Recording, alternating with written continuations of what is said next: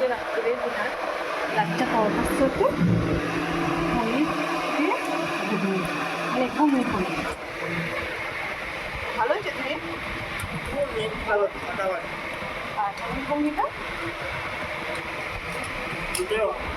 দারুণ লাগছে না?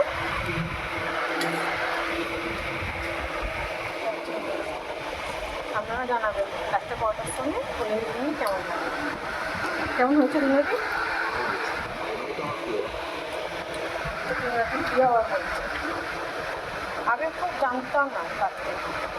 হ্যাঁ, আমাদের এখানে ল্যাটাইদার একজন থাকে, পাড়ায় দাদা বিক্রি করে, খুব সুন্দর ল্যাটাইদার ঘুগনি। আমাকে আবার রেসিপিও দিয়েছে, আপনাদের ওই লেভেলে ঘুগনি বানিয়ে আপনাকে জানাবো কীরকম হয়, ঠিক আছে?